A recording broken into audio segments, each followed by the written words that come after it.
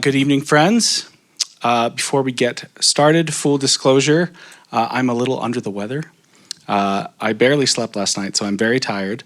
So be gentle on me. If I start saying things that don't make any sense or I just zone out, just maybe gently call my name, come tap me on the shoulder, and we'll just keep moving on. Last week, we started Lent by asking a question that feels simple until you really try to answer it. And the question was, whose voice is that? Whose voice is shaping your inner world when you're stressed, when you mess up, when you're trying to keep everyone happy, when you're doom scrolling at 11:47 p.m. telling yourself it's research? We said Lent is a season for telling the truth, not performative truth, not the I'm fine truth, but real truth. And we said we're walking through Lent with Jesus in his Sermon on the Mount, paying attention to the moments where he says, "You've heard it said," and then he offers a different script, which, if we're honest, is both comforting and off-putting, because Jesus doesn't pat us on the head and tell us that we're doing great. He's gentle, but he's not vague. He has a way of walking straight past our excuses and putting his finger on the thing that we've been calling normal. And tonight, he does it with anger. And I know some of you already hearing that think, cool, I love that for us. So let's just frame this before we jump in. This is not a night for shame spirals. This also isn't a night for pretending that anger is only a problem for other people. This is a night for honesty, the kind of honesty that can actually begin to heal us. Because anger is one of those things that we all have, but we all explain it a little bit differently. Some of you are outwardly angry. Your anger walks into the room before you do. Some of you are inwardly angry. Your anger lives behind a smile and comes out later as sarcasm or distance or a detailed mental list of everything that everyone has done wrong to you. I tend to fall into the latter category of being internally angry, probably as a result of feeling like I'd get in trouble when I express anger as a kid. Maybe you can relate to that. Some of you aren't really angry exactly. You're just disappointed or frustrated or over it or tired or just done. And then your jaw hurts because you've been clenching it for 6 months. So no, this is not a sermon to tell you to stop being angry. Anger is normal. Anger is a signal. It's information, neither good nor bad. The question is what we do with it. What story is guiding it? Whose voice is fueling it? Because here's one of the loudest modern scripts we live by. If I'm right, I get to be ruthless. If I'm right, I can get nasty. If I'm right, I can reduce you to a label. If I'm right, I can humiliate you or ignore you or dismiss you or push you out. If I'm right, I don't have to see you as a person anymore. And our world absolutely revels in and rewards this. Outrage today is currency. Contempt is considered clarity. Cutting people down is branded as like telling it like it is. A lot of us have learned consciously or unconsciously that being right is more important than being loving, that winning is more important than being whole. So tonight in our passage, Jesus starts by talking about murder, and then he goes after the thing behind it, the actual root of it. He goes after contempt disguised as anger. And I don't mean contempt in like a fancy word we use in marriage counseling. I mean contempt like the internal eye roll. I can't believe you're that stupid.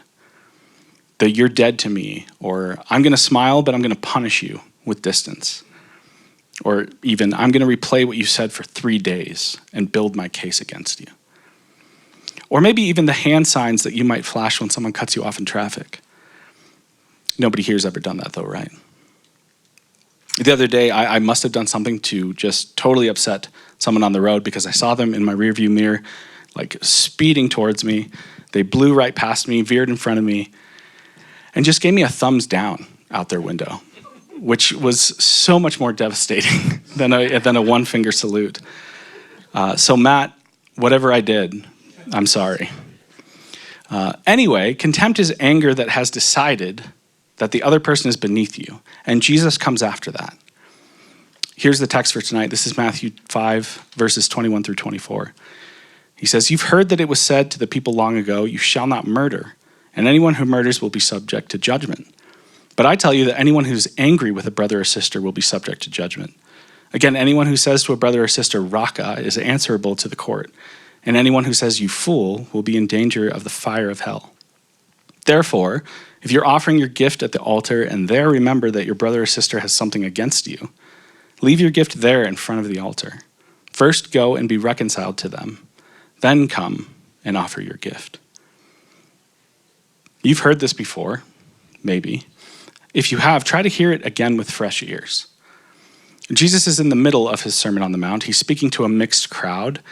Some are all in on what he's doing. Some are skeptical. Some are hanging out in the back with their arms crossed, thinking, let's see if this guy has anything worth hearing. And Jesus starts using this pattern. You've heard it said, but I say to you, which is really important. He's not tearing down Scripture. He's not canceling, in this case, one of the 10 Commandments. Instead, he's saying, you've learned how to obey commands on the surface. Now let's talk about what it's meant to form in you. Let's go deeper. So he quotes the commandment, you shall not murder, and everybody nods. Great, easy. Most of us are crushing that one. And then Jesus says, hold up, I'm not done. And he moves from murder to anger, from violence to contempt, from the physical act to the thought in our heart. And he says this line that you have to imagine made the crowd go quiet. If you're angry with your brother and sister, if you insult them, if you treat them as worthless, you're already participating in something deadly. He even uses the word raka, which is an Aramaic insult. Think calling someone empty-headed or an idiot or you're nothing. The kind of word that you throw at someone when you're done seeing them as being human. Not because anger equals murder in some simplistic way, but because contempt is the seed of dehumanization. And dehumanization is always the beginning of violence, whether it's physical or emotional or relational or spiritual. And then Jesus does something very practical. He talks about reconciliation. He says if you're at the altar offering your gift and you remember that there's a broken relationship, go. Leave the gift, go make it right, then come back. Which is a wild thing to say to a deeply religious crowd. It's like Jesus is saying you can't love God while practicing contempt toward people made in God's image. Let's talk about that leave your gift at the altar part, because on the surface, that's kind of hard for us to relate to. In Jesus' world, worship at the temple was central. People had to travel to worship. They made plans to go to the temple, and they sacrificed and brought offerings to make amends with God. It was a whole process. And Jesus says if you're in the middle of that, and you remember a rupture, go back to that person. Meaning reconciliation isn't a side quest in the journey of faith. It's the main storyline. Because anger, especially contempt, does something to us. It does something in us. It shrinks our souls. It makes us less human. It trains us to see other people as problems to manage instead of people to love. The thing is, anger often begins as a warning. Something happened that shouldn't have. Something was unfair, something was harmful, something was broken, and anger says something wrong happened here, which is why anger isn't automatically a wrong thing. It isn't automatically evil. But contempt is anger that's festered into superiority. Contempt says, I'm above you. You're not worthy of my time or my curiosity. You're a category, not a person. And if you've ever been on the receiving end of contempt, you know how violent it can feel. It's not a punch, but it lands. It's not a knife, but it can cut deep. Jesus says, pay attention. Because you can show up to worship, you can sing the songs, you can raise your hand, and still be practicing relational death all week. And Jesus won't let us split our lives up like that. He wants integration and wholeness and consistency. Now, before we go any further into this, I want to say something really important, especially for some of you. There's a difference between anger and harm. There's a difference between reconciliation and unsafe situations. When Jesus talks about reconciliation, he's not telling abused people to go back into abuse. He's not telling you to pretend that something didn't happen.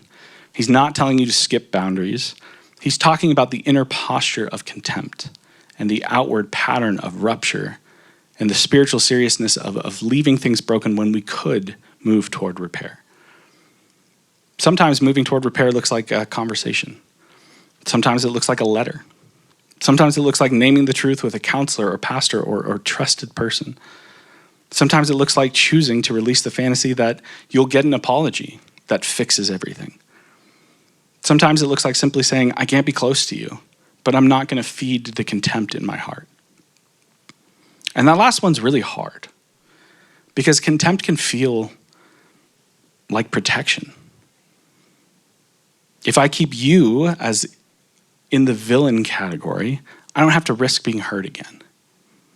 If I keep you as the idiot, I don't have to face how much I need you.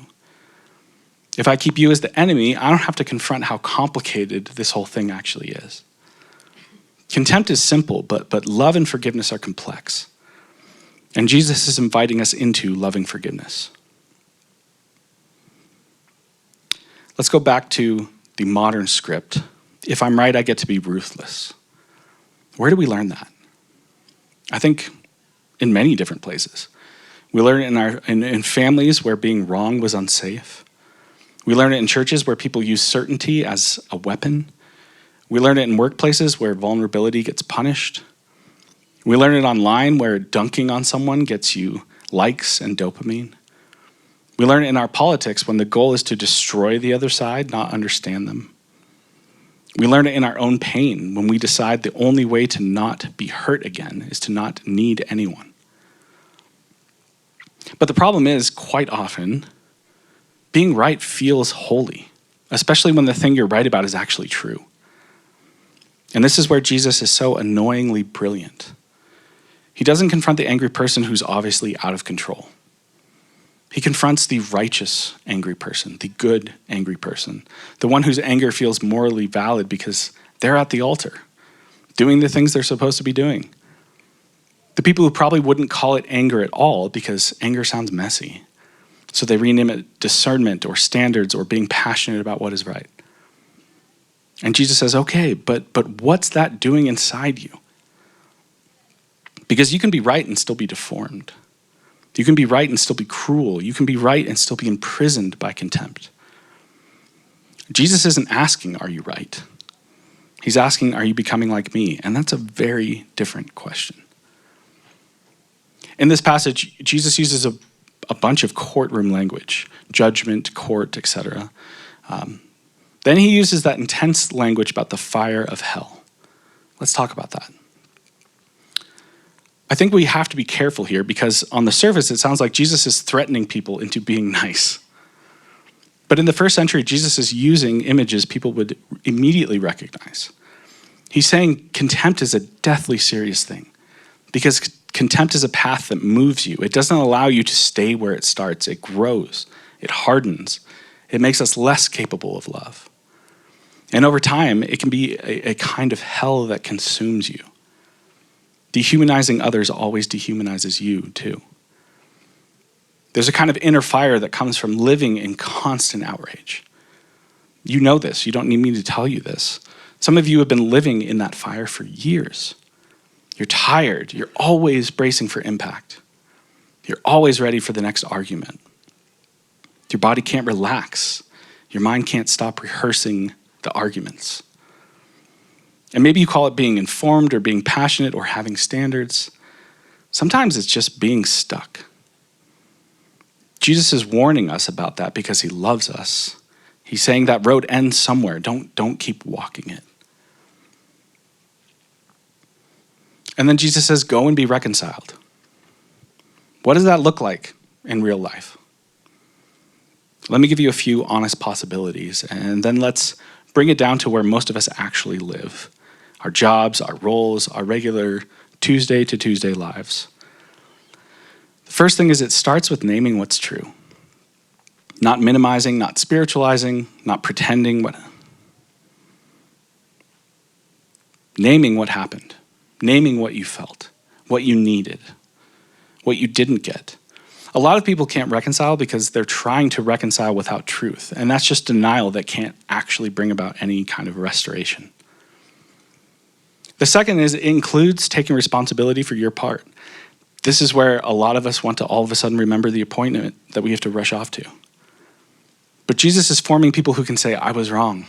I was harsh. I said that to punish you. I withdrew to control you. I wasn't honest. Not because we're trying to appear humble or prove that we're sorry, but because owning the truth is how relationships start to heal. Third, it requires seeing the other person as a person. This is sometimes the hardest part. Because the moment you see them as a person, you lose all that simplicity of contempt. You might still need boundaries, you might still need distance, you might still need to name harm, but you can't keep them as a cartoon villain anymore.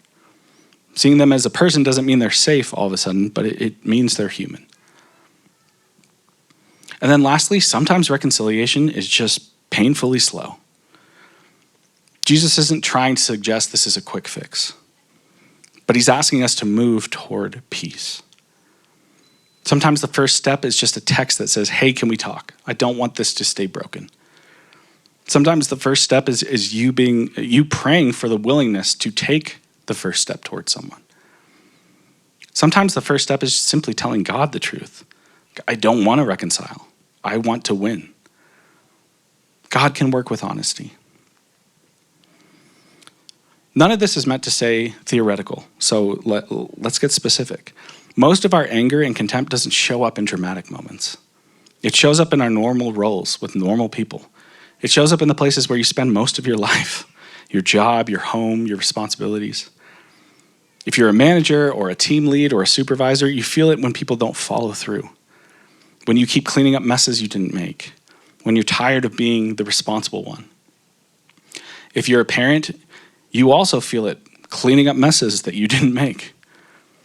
When you're overstimulated, when you're running on fumes, when you said the same thing 17 times, and somehow your kid still isn't wearing shoes. If you're a caretaker, sometimes anger is grief in disguise. If you're a student, sometimes anger is pressure and fear. If you work in a helping profession, you might feel anger at systems that seem designed to stay broken. And then there's the quieter kind of anger that we carry at work. Coworkers, bosses, clients, customers, the email you can't believe they sent. The person that could have just sent 3 Slack messages instead of calling a meeting. The person who always takes credit. The person who always interrupts. The person who acts like you're invisible. Here's the question Jesus presses into our regular, ordinary week. When you feel justified, do you become more loving or more ruthless? When you feel right, do you become more human? Or do you start turning people into problems, labels, or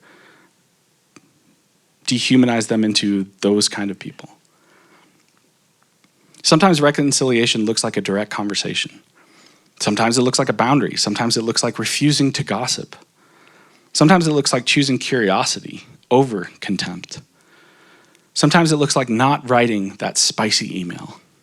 You know the one that I'm talking about. You've written it. You've read it. You smiled.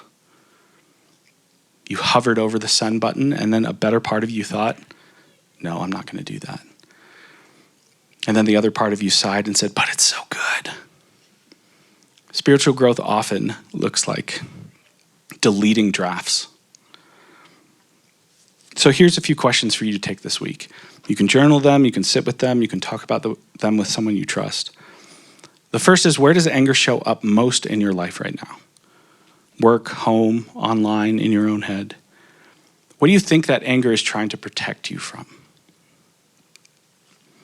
Secondly, when you feel right, what happens inside you? Do you get curious or do you get ruthless? What does ruthlessness look like for you? Is it sarcasm or silence or gossip, coldness, maybe escalating? And then finally, is there a person or relationship where contempt has started to grow in you?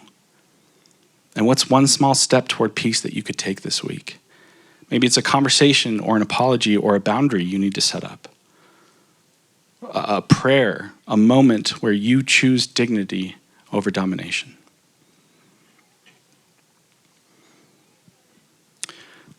To land this thing, Our world is loud with anger. We're trained to react fast, to judge hard, and defend our tribe. And Jesus sits down on a hillside and says, you've heard it said, don't murder. And we say, yes, great, done. And Jesus says, but I say to you, pay attention to what's happening inside you. Pay attention to contempt. Pay attention to the way you treat people when you feel right. Because Jesus is forming us into people who don't just avoid big, obvious sins. He's forming us into people who become peacemakers. And peacemakers aren't people who avoid conflict. They're people who refuse contempt. They're people who can tell the truth without losing love. They're people who can set boundaries without becoming cruel. They're people who care more about wholeness than winning. So here's the invitation for week 2 of Lent. Notice your anger.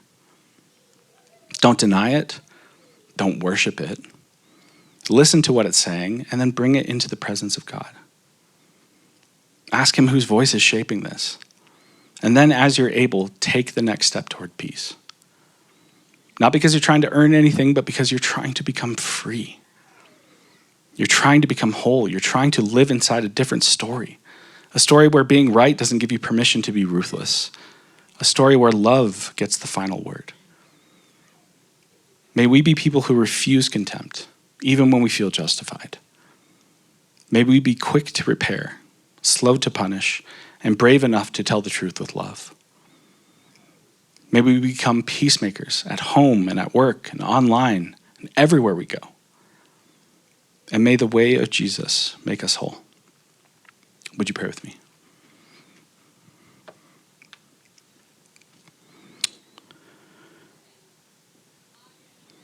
God, would you form us into people who care more about loving than being right? May you form us into people who don't walk into a room with anger, but walk into a room with peace. May we be people that have the courage to notice our anger, to not stuff it down or hide it, and to not give into it, to not allow it to turn into contempt, but to allow us to tell us that something has gone wrong. And may we be people who follow after you to try to repair and reconcile. God, thank you that you loved us and that you move toward us to reconcile with us. May we be people who do that to others. We love you, God. It's in your name we pray. Amen.